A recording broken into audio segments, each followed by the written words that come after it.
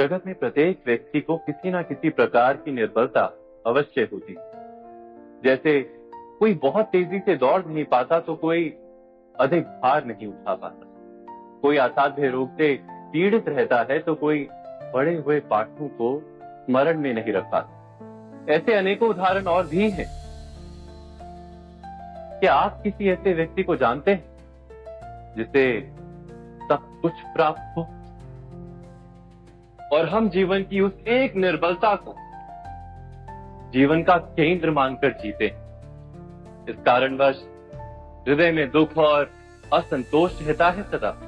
निर्बलता मनुष्य को जन्म से अथवा संजोग से प्राप्त होती है, किंतु उस निर्बलता को मनुष्य का मन अपनी मर्यादा बना देता है। किंतु कुछ व्यक्ति ऐसे भी होते हैं जो अपने पुरुषार्थ और श्रम से उस निर्बलता को पराजित कर देते हैं। क्या भेद है उनमें और अन्य लोगों में? क्या आपने कभी विचार किया? सरल सा उत्तर है इसका। जो व्यक्ति निर्बलता से पराजित नहीं होता, जो पुरुषार्थ करने का साहस रखता है हृदय में, वो निर्बलता को पार कर जाता है। अर्थात निर्बलता अवश्य ईश्वर देता है, किंतु मर्यादा मनुष्य का मन ही निर्मित करता है। स्वयं विचार कीजिए।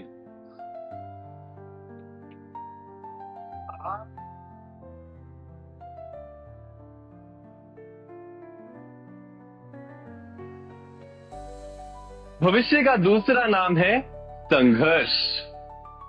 हृदय में आज इच्छा होती है और यदि पूर्ण नहीं हो पाती तो हृदय भविष्य की योजना बनाता है। भविष्य में इच्छा पूर्ण होगी ऐसी कल्पना करता रहता है, किंतु जीवन ना तो भविष्य में है ना अतीत में। जीवन तो इस क्षण का नाम, अर्थात इस क्षण का अनुभव ही जीवन का अनुभव। पर हम ये जानते हुए भी इतना सा सत्य समझ नहीं पाते। या तो हम बीते हुए समय के स्मरणों को घेर कर बैठे रहते, या फिर आने वाले समय के लिए हम योजनाएं बनाते रहते हैं और जीवन जीवन बीत जाता है। एक सत्य यदि हम हृदय में उतार लें कि ना हम भविष्य देख सकते हैं, ना ही भविष्य निर्मित कर सकते हैं, हम तो केवल धैर्य और साहस के साथ भविष्य को आलिंगन दे सकते हैं, स्वागत कर सकते हैं भविष्य का। तो क्या जीवन का हर पल जीवन से नहीं भर जाएगा? स्वयं विचार कीजिए।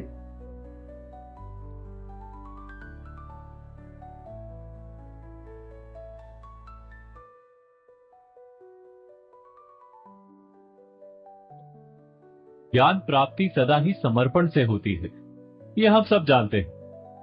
किंतु समर्पण का वास्तविक महत्व क्या है? क्या हमने कभी विचार किया? मनुष्य का मन सदा ही ज्ञान प्राप्ति में विभिन्न बाधाओं को उत्पन्न करता है। कभी किसी अन्य विद्यार्थी से ईर्ष्या हो जाती है, कभी पढ़ाए हुए पाठों पर संदेह जमता है, और कभी गुरु द्वारा दिया गया दंड मन को अहंकार से भर देता है। नहीं, क्या ऐसा नहीं होता? न जाने कैसे कैसे विचार मन को भटकाते हैं, और मन की इसी अयोग्य स्थिति के कारण हम ज्ञान प्राप्त नहीं कर पाते। मन की योग्य स्थिति केवल समर्पण से निर्मित होती है। समर्पण मनुष्य के अहंकार का नाश करता है।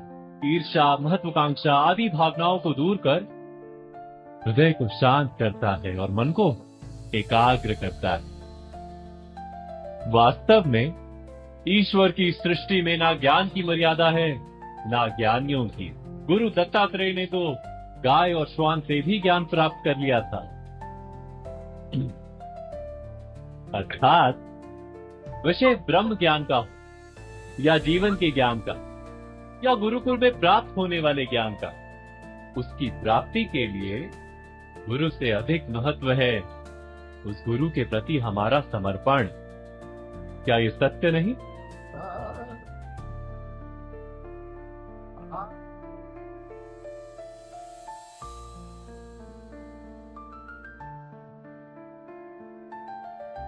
प्रत्येक मनुष्य के जीवन में ऐसा क्षण अवश्य आता है जब सारे स्वप्न, सारी आशाएं, सारे दृश्य ध्वस्त हो जाते हैं। जीवन के सारे आयोजन ही बिखर जाते हैं। एक और धर्म होता है और दूसरी ओर सुख। किसी को धर्म संकट कहते हैं, जब धर्म का वहन ही संकट हो और धर्म का त्याग ही सुख। विचार कीजिए, कभी किसी स्वजन के विरुद्ध सत्य बोलने का अवसर प्राप्त हो जाता है, कभी ठीक दरिद्रता के समय सरलता से चोरी करने का मार्ग प्राप्त हो जाता है, कभी किसी शक्तिशाली राजनेता या राजा के कर्मचारी का अधर्म प्रकट हो जाता है। सबके जीवन में ऐसी घटना बनती ही रहती।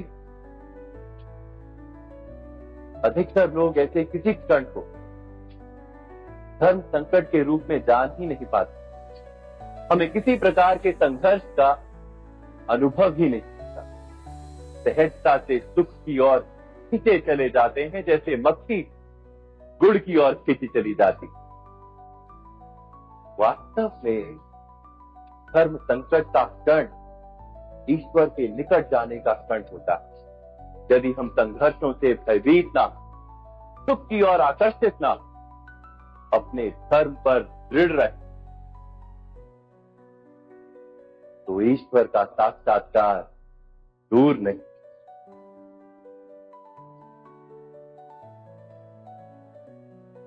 पवन से युद्ध करने वाला पत्ता यदि पेड़ से गिरता तो भी आकाश की ओर उठता। पवन से झुकने वाली घास वही भूमि पर रह जाती। अर्थात धर्म संकट से यदि हम संकट को ही टाल, सुख तो मिलता है, जीवन बढ़ता है, किंतु क्या चरित्र नहीं टूटता? क्या आत्मा दरिद्र नहीं हो जाती? क्या ईश्वर से अंतर नहीं हो जाता? स्वयं विचार की। दो व्यक्ति जब निकट आते हैं तो एक दूसरे के लिए सीमाएं और मर्यादाएं निर्मित करने का प्रयत्न अवश्य करें।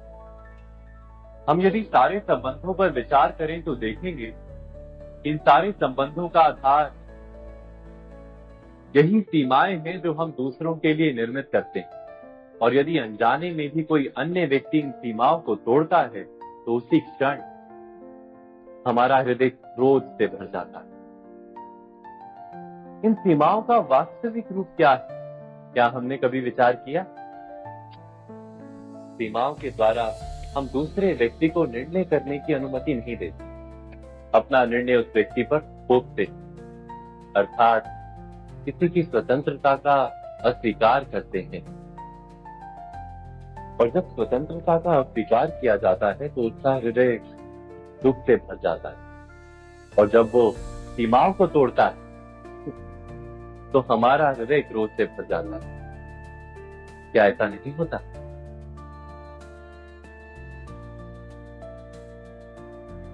पर यदि एक दूसरे की स्वतंत्रता का सम्मान किया जाए तो किसी मर्यादाओं या सीमाओं की आवश्यकता ही नहीं होती। अर्थात जिस प्रकार स्वीकार किसी संबंध का देह है, क्या वैसे ही स्वतंत्रता किसी संबंध की आत्मा नहीं? स्वयं विचार की।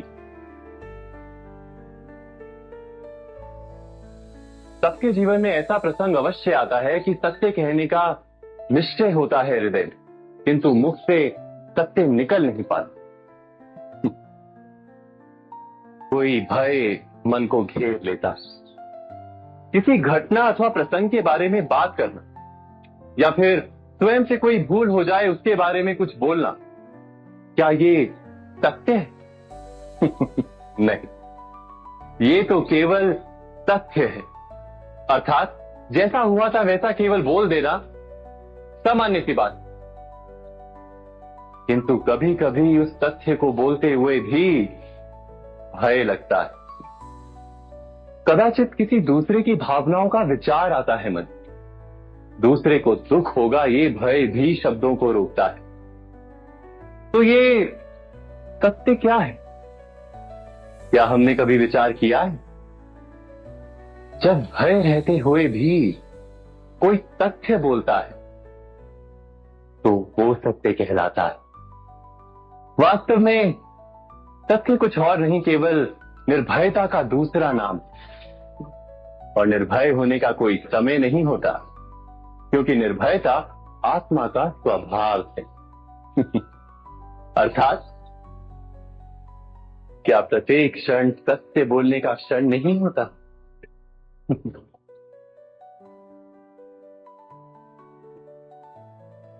स्वयं विचार कीजिए।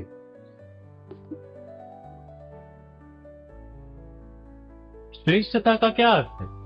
श्रेष्ठता का अर्थ है दूसरों से अधिक ज्ञान प्राप्त करना।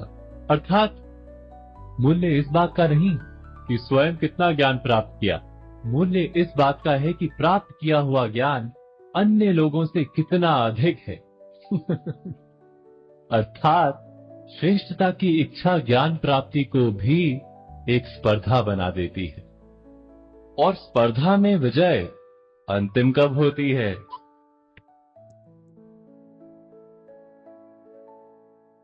कुछ समय के लिए तो श्रेष्ठ बना जा सकता है, किंतु सदा के लिए कोई श्रेष्ठ नहीं रह पाता।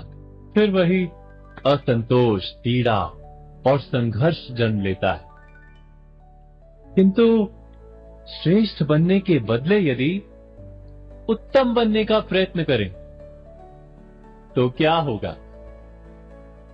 उत्तम का अर्थ है कि जितना प्राप्त करने योग्य है वो सब प्राप्त करना, किसी से अधिक पाने की इच्छा से नहीं, मात्र आत्मा की तृप्ति हेतु कुछ प्राप्त करना। उत्तम के मार्ग पर किसी अन्य से स्पर्धा नहीं होती, स्वयं अपने आप से स्पर्धा होती है।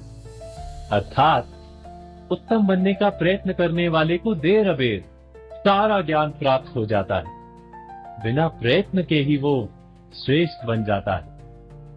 किंतु जो श्रेष्ठ बनने का प्रयत्न करता है वो श्रेष्ठ बने या ना बने, उत्तम कभी नहीं बन पाता।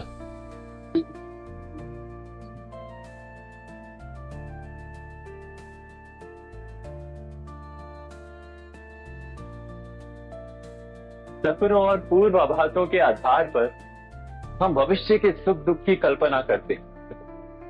भविष्य के दुख का कारण दूर करने के लिए हम आज योजना बनाते हैं। किंतु कल के संकट को आज निर्मूल करने से हमें लाभ मिलता है या हानि पहुंचती है? ये प्रश्न हम कभी नहीं करते।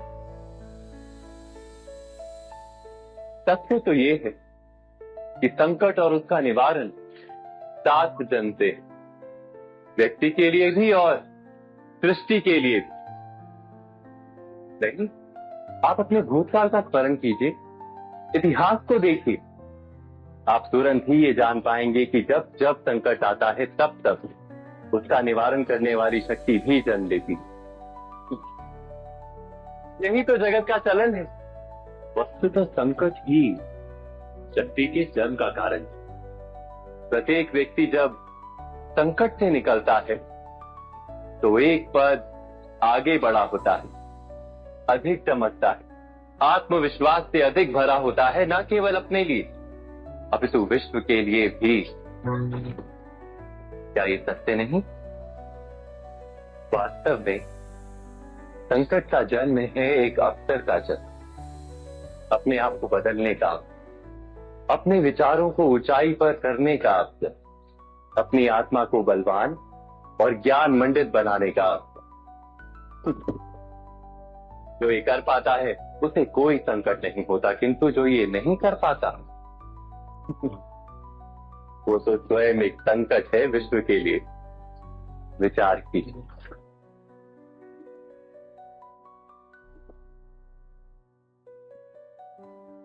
स्वयं विचार कीजिए। जीवन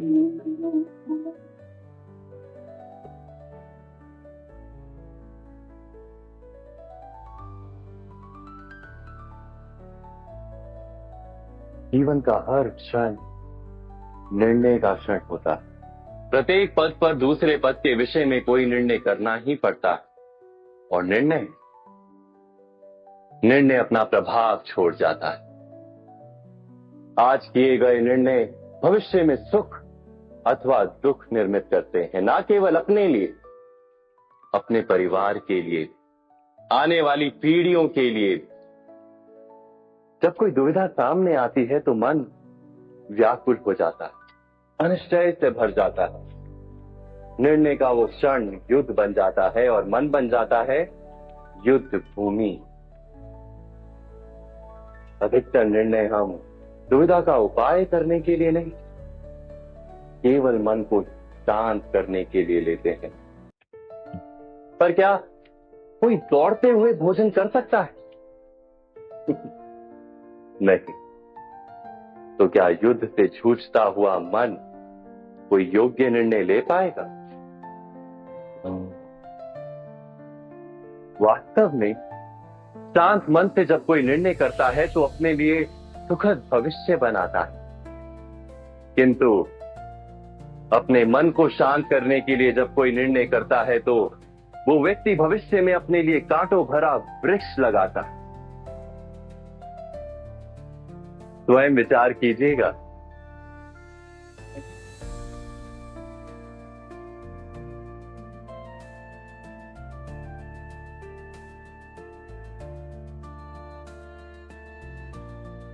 जीवन में आने वाले संघर्षों के लिए जब मनुष्य स्वयं को योग्य नहीं मानता, जब उसे अपने ही बल पर विश्वास नहीं रहता, तब वो सद्गुणों को त्याग कर दुर्गुणों को अपनाता है। वस्तुतः मनुष्य के जीवन में दुर्जनता जन्म ही तब लेती है जब उसके अंतर में आत्मविश्वास नहीं होता। आत्मविश्वास ही अच्छाई को धारण करता है। ये आत्मविश्वास है क्या?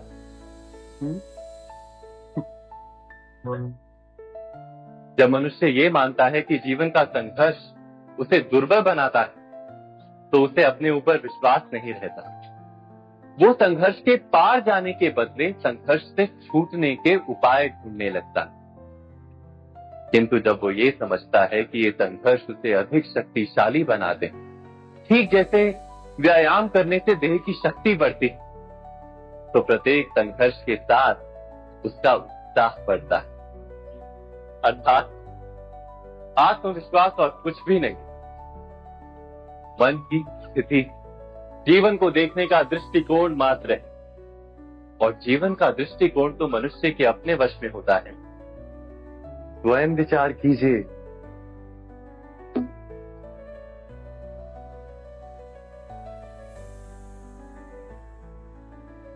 पिता सदा ही अपने संतान के सुख की कामना करते, उनके भविष्य की चिंता करते रहते। इसी कारणवश सदा ही अपने संतानों के भविष्य का मार्ग स्वयं निश्चित करने का प्रयत्न करते रहते। जिस मार्ग पर पिता स्वयं चला है, जिस मार्ग के कंकड़ पत्थर को स्वयं देखा है, मार्ग की छाया, मार्ग की धूप को स्वयं जाना है, उसी मार्ग पर उसका पुत्र भी चले, यही इच्छा रहती है हर पिता की। निसंदेह उत्तम भावना है ये, किंतु 3 प्रश्नों के ऊपर विचार करना हम भूल ही जाते। कौन से प्रश्न? प्रथम प्रश्न, क्या समय के साथ प्रत्येक मार्ग बदल नहीं जाते? क्या समय सदा ही नई चुनौतियों को लेकर नहीं आता? तो फिर बीते हुए समय के अनुभव नई पीढ़ी को किस प्रकार लाभ दे सकते हैं? दूसरा प्रश्न, क्या प्रत्येक संतान अपने माता पिता की छवि होता है? हाँ, संतानों को संस्कार तो अवश्य माता पिता देते हैं, किंतु भीतर की क्षमता तो ईश्वर देते हैं। तो जिस मार्ग पर पिता को सफलता मिली है, विश्वास है कि उसी मार्ग पर उसकी संतानों को भी सफलता और सुख प्राप्त होगा। तीसरा प्रश्न, क्या जीवन के संघर्ष और चुनौतियां लाभकारी नहीं होती? क्या प्रत्येक नया प्रश्न एक नए उत्तर का द्वार नहीं खोलता? तो फिर संतानों को नए नए प्रश्नों, संघर्षों और चुनौतियों से दूर रखना, ये उनके लिए लाभ करना कहलाएगा या हानि पहुंचाना? अर्थात जिस प्रकार संतान के भविष्य का निर्माण करने के बदले उसके चरित्र का निर्माण करना श्रेष्ठ है, वैसे संतानों के जीवन का मार्ग निश्चित करने के बदले उन्हें नए संघर्षों के साथ जूझने के लिए मनोबल व ज्ञान देना अधिक लाभदायक नहीं होगा? स्वयं विचार कीजिए। मनुष्य की सबसे बड़ी दुर्बलता क्या होती? सोचिए। धन, प्रेम, अहंकार। मनुष्य की सबसे बड़ी दुर्बलता होती है उसके रहस्य। चाहे आप कितने भी शक्तिशाली क्यों ना हो, कितने भी प्रबल क्यों ना हो, परंतु उसके रहस्य उसके नाश की चाबी होती है। इसलिए यदि प्रबल रहना है, शक्तिशाली रहना है, समर्थ रहना है, तो अपने रहस्य को किसी को भी ना बता, ना मित्र को और ना ही शत्रु को, क्योंकि समय पड़ने पर कब कौन शत्रु हो जाए ऐसा कहना संभव नहीं। विभीषण को रावण के अमृत कुंड का ज्ञात था, इसीलिए प्रभु श्री राम रावण का वध करने में सफल हो सके। इसलिए उचित यही है कि आप अपने रहस्य को स्वयं तक ही सीमित रखें। मनुष्य जीवन की परीक्षा में सफल होने के लिए क्या नहीं करता? वो परिश्रम करता है, दौड़ भाग करता है, और ये सब करने के पश्चात भी जब उसका काम नहीं बनता तो वो नकल करता है ना? तनिक लौटिए अपने बचपन में, स्मरण कीजिए अपने बचपन की स्मृतियों का। क्या स्मरण हुआ? विद्यालय में जब आप परीक्षा देने जाते थे तो क्या होता था? आप ना सके, परंतु कोई ना कोई सफलता पाने के लिए नकल करता ही था और उत्तीर्ण भी हो जाता था, है ना? परंतु जीवन की परीक्षा ऐसी नहीं होती। नकल करने वाला सफल नहीं होता। कारण विद्यालय में सबके प्रश्न पत्र एक होते, परंतु जीवन के प्रश्न पत्र और उनकी कठिनाई सबके लिए भिन्न होती, तो निश्चित रूप से उनके उत्तर भी भिन्न होंगे। इसलिए यदि आपको जीवन में सफलता पानी है तो नकल ना कीजिए, स्वयं के प्रश्नों का उत्तर स्वयं ढूंढिए और सफलता आपकी ही होगी। मनुष्य का जीवन हार और जीत, विजय और पराजय, सफलता और असफलता के मध्य झूलता रहता है। आपके साथ भी ऐसा होता हो, है ना? जब आप सफल होते, किसी चुनौती पर विजय पाते हैं, तो मन प्रसन्नता से आनंद के उपवन में झूमने लगता है, और जब आप असफल होते हैं तब मन दुख और पीड़ा के सागर में डूबने लगता है। परंतु वास्तव में सफलता और असफलता है क्या? तनिक ध्यान से सोचिए। ये केवल हमारी मनोस्थिति मात्र है। हमारी पराजय तब नहीं होती जब हमारा शत्रु विजय प्राप्त कर ले। हमारी पराजय तब होती है जब हम पराजय स्वीकार करें। हम असफल तब नहीं होते जब हम लक्ष्य न पा सके। हम असफल तब होते हैं जब हम प्रयास करना बंद कर दें। इसलिए प्रयास करते रहें और हार ना माने, क्योंकि जिस दिन आप हार स्वीकारना बंद कर देंगे, जीत आपके चरणों में होगी। सबने बरगद के वृक्ष को तो देखा ही होगा। क्या आपको ज्ञात है, बरगद के वृक्ष के बीज का आकार राई से भी छोटा होता है, परंतु बरगद का वृक्ष संसार के महाकाय वृक्षों में जाना जाता है। जब उसका जन्म होता है तब उसमें वो जटाएं, वो शाखाएं नहीं होती, परंतु जैसे जैसे उसका विस्तार होता है, जैसे जैसे वो अधिक शाखाओं का भार उठाता है, अधिक पत्तियों का सृजन करता है, वैसे वैसे उसकी शाखाएं जटाएं बनकर जड़ तक पहुंचती है और इस वृक्ष को सहारा देती है। ये जीवन का बहुत महत्वपूर्ण पथ है। बिना लोभ लालच शुभ कार्य कर अन्य लोगों की सहायता करें। धीरे धीरे आपने जिनकी सहायता की वो आपके सहायक बनते जाएं, आपकी जड़ों को और बलशाली बनाएंगे, आयु मान और आकार बढ़ाएंगे। सहजीवन, सहायता और निष्काम कर्म आपको मृत्यु के पश्चात भी मरने नहीं देगा, आपको अमर रखेगा। हमारा शरीर प्रकृति का एक महान आविष्कार है। इससे जटिल संरचना संसार में और कोई नहीं। हमारा शरीर जितना जटिल है, यदि इसे ठीक से जाना जाए तो इससे अधिक सरल ज्ञान देने वाला और कोई नहीं। हमारे शरीर में 5 इंद्रियां होती हैं जो हमें भाव, गुण और वस्तुओं का बोध कराती हैं।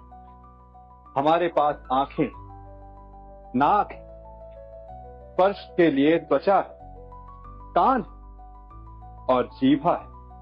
सबका भिन्न भिन्न कार्य है। आंखों से देखना, कानों से सुनना, नथनों से श्वास लेना, त्वचा से स्पर्श करना और जीभा से स्वाद लेना। परंतु क्या आपने कभी सोचा कि प्रकृति ने हमें 2 आंखें दी, 2 नथुएं दी, 2 कान दी, स्पर्श के लिए ये पूरा शरीर दी, परंतु जीभा केवल 1 दी? ऐसा क्यों? क्योंकि प्रकृति चाहती है कि हम देखें अधिक, सुने अधिक और ज्ञान अधिक अर्जित करें। बोले का, क्योंकि अधिक वाचाल नाश को निमंत्रण देता है। स्मरण रखिएगा,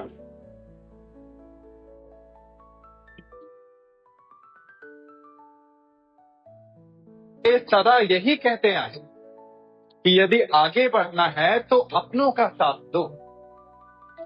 सत्य कहते हैं, अपनों का साथ देना ही चाहिए, परंतु साथ देने से पूर्व ये अवश्य पहचान लेना चाहिए कि अपने हैं कौन। क्या अपने वही होते हैं जिनके साथ हमारा रक्त संबंध होता है, या अपने मित्र? अपने वो होते हैं जो हमें सद्कार्य के लिए प्रेरित करें, हमें आगे बढ़ाएं, हमारा साथ दें।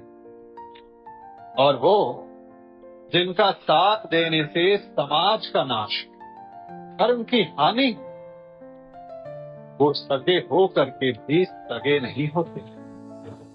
इसलिए जब अपनों की परिभाषा का चुनाव करें तो उन्हें अपना माने जो आपका साथ दे, उन्हें नहीं जो हमें अज्ञान के मार्ग पर ले जाए।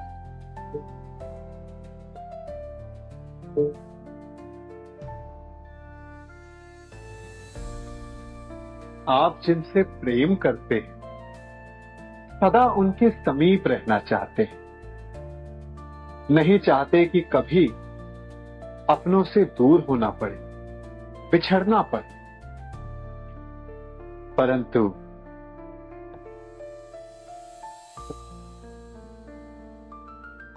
एक समय के पश्चात अपनों से दूर हो जाना उन्नति के लिए आवश्यक है।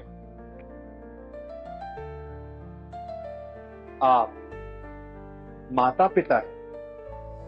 यदि आप अपनी संतान के जीवन के हर पथ पर उनका मार्गदर्शन करते रहेंगे तो आपकी संतान स्वयं मार्ग चुनना कैसे सीखेगी? मार्ग के कांटों से स्वयं को बचाना कैसे सीखेगी? इसीलिए एक समय के पश्चात अपनों से बनाई गई दूरी सदा लाभदायक रहती है। आज मैं आप सबको एक कथा सुनाता हूं। एक दिन प्रातः एक व्यापारी अपने घर से निकला। घर से निकलते ही एक बिल्ली ने उस व्यापारी का मार्ग काट दी। व्यापारी घबरा गया, वो फिर से घर लौट गया और शुभ घड़ी की प्रतीक्षा करने लगा। और जब वो पुनः अपने घर से निकला तब वो वाहन जा चुका था जिससे राजा तक पहुंचकर उसे भेंट देनी थी। राजा को भेंट नहीं मिली। राजा क्रोधित हो गए। राजा ने उस व्यापारी का व्यापार बंद करवा दिया। इस कारण व्यापारी क्रोधित होकर घर पर अपनी पत्नी से लड़ बैठा। पत्नी अपने बच्चों समेत मैके वापस चली गई और उस व्यापारी के जीवन में यदि कुछ रह गया था तो केवल अंधकार। और इन सब का कारण वो उस बिल्ली को मानता रहा जिसने उसका मार्ग काटा था। ऐसा ही एक दूसरा व्यापारी राजा को भेंट देने निकला और उस व्यापारी का मार्ग भी एक बिल्ली ने काट दिया। वो व्यापारी तनिक घबराया, परंतु उसने आगे बढ़ना अधिक उचित समझा। राजा तक वो समय पर पहुंचा। उसने राजा को भेंट। राजा प्रसन्न हुए और राजा ने व्यापारी को अपना व्यापार बढ़ाने की अनुमति दी, स्वर्ण आभूषण दी। जब व्यापारी घर पर पहुंचा तो पत्नी को आभूषण और अपने बच्चों को देने के लिए वस्त्र थे उसके पास। हर ओर प्रसन्नता थी। समझ रहे हैं ना? दोनों के साथ एक ही प्रकार की घटना हुई, परंतु दोनों की प्रतिक्रिया भिन्न थी। ऐसा ही हमारा जीवन भी है। हमारे जीवन में प्रारब्ध का अपना स्थान है, परंतु उससे कई अधिक महत्वपूर्ण हमारी प्रतिक्रिया, हमारे सोच का प्रभाव, क्योंकि यही हमारे जीवन को आकार देते। इसलिए अपनी सोच को सकारात्मक रखिए। आपका जीवन सदैव आनंदमय।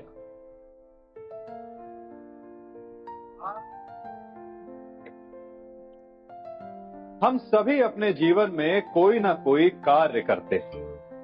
कार्य करते हैं तो थकान की अनुभूति होती है, और यदि थकान ना उतरे तो कार्य करने का मन नहीं करता। हम आशा करते हैं कि कदाचित एक दिन में 24 के स्थान पर 26 घंटे होते तो आराम करने के लिए हमें और अधिक समय मिल जाता। हमें ऐसा अनुभव होता है कि हम बहुत अधिक कार्य कर रहे हैं, है ना?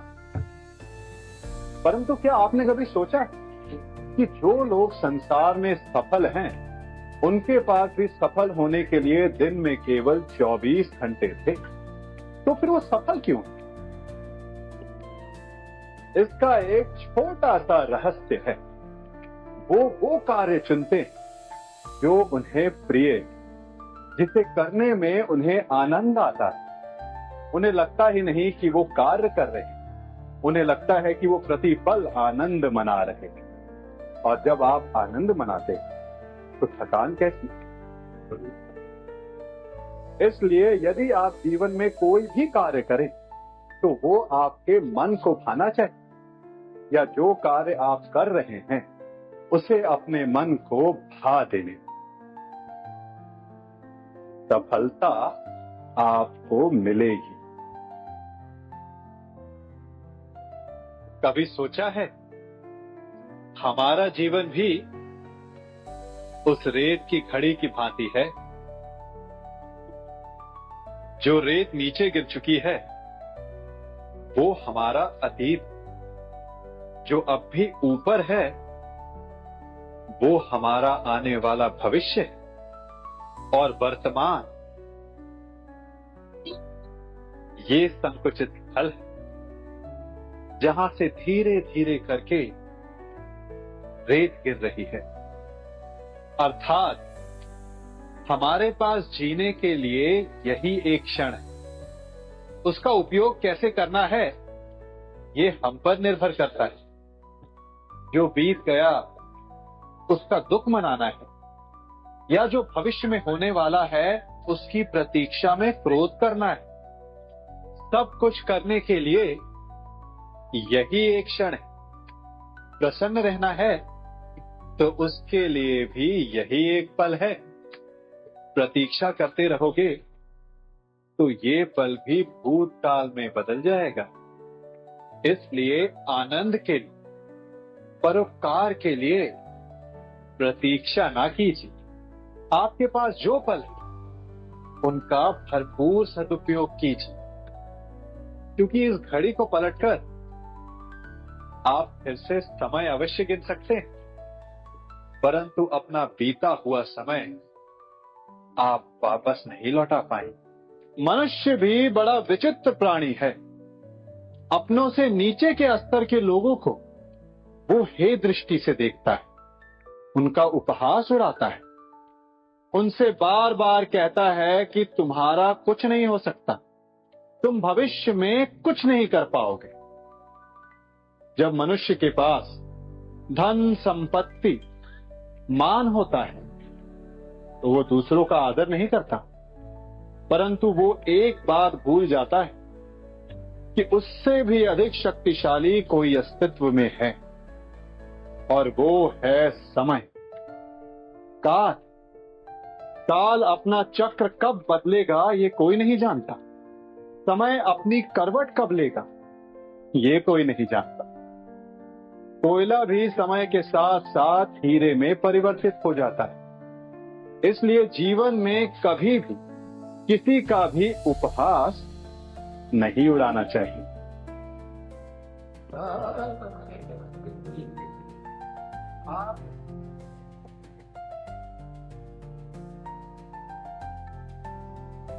गर्व,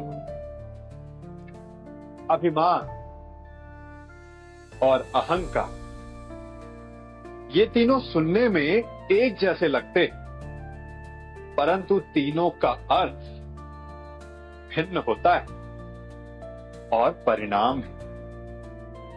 तीनों का आरंभ प्रेम से होता है। स्वयं से प्रेम, परिश्रम हमारे मन में गर्व को जन्म देता है और सफलता अभिमान जगाती है। यहां तक ठीक, परंतु जब ये भावना अहंकार बन जाती है तब वो समस्या बन जाती है, क्योंकि सबसे बुरा अंत अहंकारी का ही होता है। परंतु मनुष्य के लिए पहेली यही है कि पहचाना कैसे जाए कि अहंकार जग गया और उसका दमन आवश्यक है।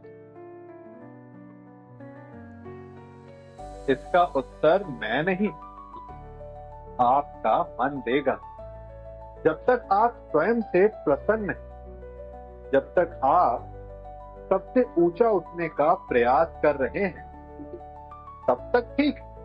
परंतु जब आपके मन में दूसरों को नीचा समझने का भाव आ जाए तो सावधान हो जाइए, क्योंकि यही अहंकार जो वास्तव में आपको हीन कर रहा है।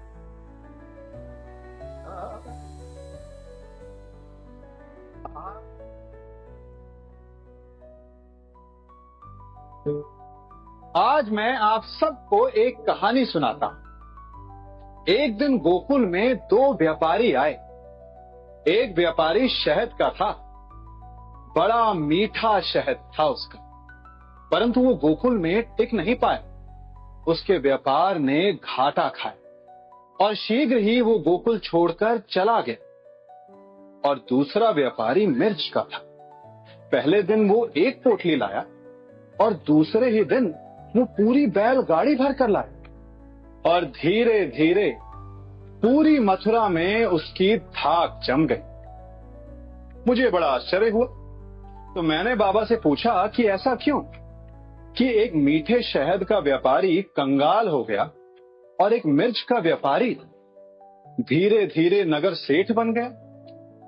बाबा मुस्कुराए और उन्होंने कहा कि मीठी बोली बोलने वाले की तीखी मिर्च भी बिक जाती है, और जो कड़वी बोली बोलता है उसका मीठा शहद भी नहीं बिकता। वाह, कितने उत्तम विचार हैं उनके, और उचित ही है। मनुष्य अपने जीवन में सदैव अपने वचनों से उठता है और अपने वचनों से ही गिरता है। इसलिए अपने जीवन में सदैव मीठी बोली बोलने का प्रयास कीजिए। आपका जीवन सरल हो जाएगा। मनुष्य की सबसे बड़ी दुर्बलता क्या होती? सोचिए। धन, प्रेम, अहंकार। मनुष्य की सबसे बड़ी दुर्बलता होती है उसके रहस्य। चाहे आप कितने भी शक्तिशाली क्यों ना हो, कितने भी प्रबल क्यों ना हो, परंतु उसके रहस्य उसके नाश की चाबी होती है। इसलिए यदि प्रबल रहना है, शक्तिशाली रहना है, समर्थ रहना है, तो अपने रहस्य को किसी को भी ना बता, ना मित्र को और ना ही शत्रु को, क्योंकि समय पड़ने पर कब कौन शत्रु हो जाए ऐसा कहना संभव नहीं। विभीषण को रावण के अमृत कुंड का ज्ञात था, इसीलिए प्रभु श्री राम रावण का वध करने में सफल हो सके। इसलिए उचित यही है कि आप अपने रहस्य को स्वयं तक ही सीमित रखें।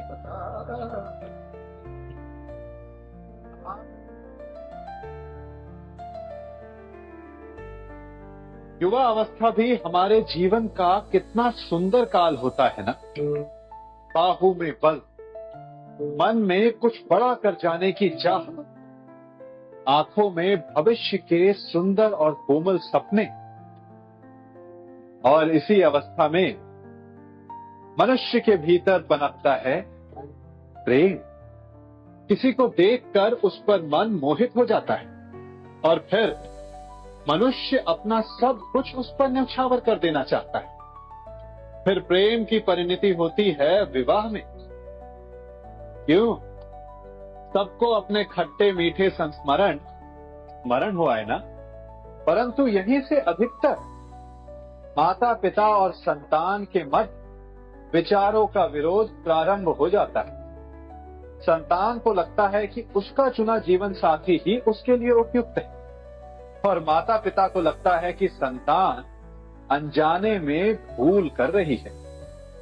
संतान का तर्क होता है कि उसे विवाह किससे करना है, ये उसका अधिकार है, और माता पिता का तर्क ये होता है कि अब भी जीवन साथी चुनने की समझ संतान में है ही नहीं। तो इस अवरोध को काटा कैसे जाए, उचित निर्णय कैसे लिया जाए?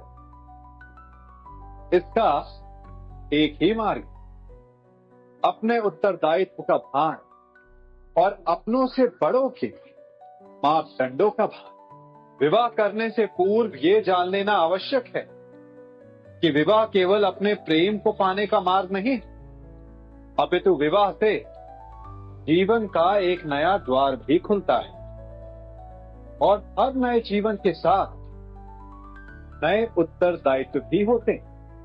और यदि इन उत्तरदायित्वों को समझकर निर्णय लिया जाए तो विश्वास कीजिए आपका दाम्पत्य जीवन आनंद से भरा रहेगा, और आपको कभी ये पछतावा नहीं होगा कि आपने कोई अनुचित निर्णय लिया। सागर का जल वाष्प बनकर उड़ता है, तब वो हमें दिखाई नहीं देता।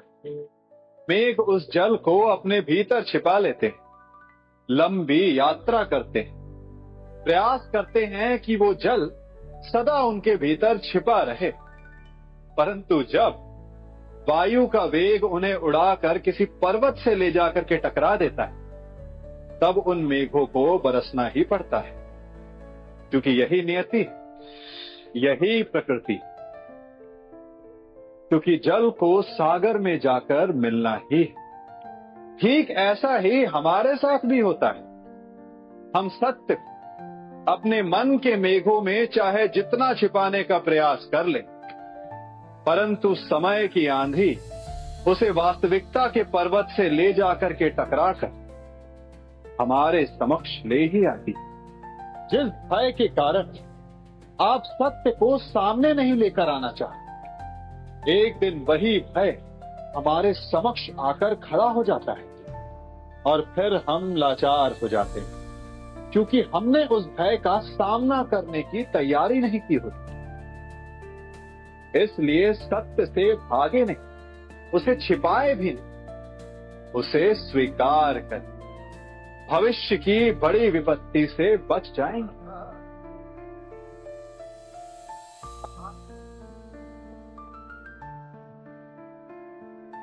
कभी कभी आप सबके जीवन में एक ऐसी विचित्र समस्या अवश्य आती है कि शक्तिशाली के समक्ष मौन हो जाए। कि उस शक्तिशाली से विवाद करने से बचने के लिए आप मौन रह जाते। मानता हूं ऐसा करने से आप एक विवाद से बच जाते, एक संघर्ष से बच जाते, परंतु ऐसा बचाव एक बड़े संघर्ष को जन्म दे देता है। कैसे? हमारा मौन रहना अनजाने में उसका समर्थन बन जाता है और वो स्वयं को अधिक शक्तिशाली अनुभव करता है और यहां से हमारा दमन प्रारंभ हो जाता है। एक के बाद एक हम अन्याय अनचाहे रूप से सम्मिलित होते चले जाते। तो इसका तोड़ क्या है? ये समझने के लिए ये जानना आवश्यक है कि ऐसी कौन सी बात है जो आपको विरोध करने से रोकती है। ये सामने वाले की शक्ति नहीं जो आपको रोकती है, ये आपके भीतर छिपा भय है जो आपको रोकता है। हाँ, कभी कभी भय आपकी सुरक्षा अवश्य कर सकता है, परंतु साथ साथ ये भी जानना आवश्यक है कि ये भय ही है जो आपको मौन भी रखता है। इसलिए अपने मन से भय को निकालिए और खुलकर अनीति का, अन्याय का विरोध कीजिए और फिर देखिएगा आपका मन कितना मुक्त, कितना हल्का अनुभव करेगा।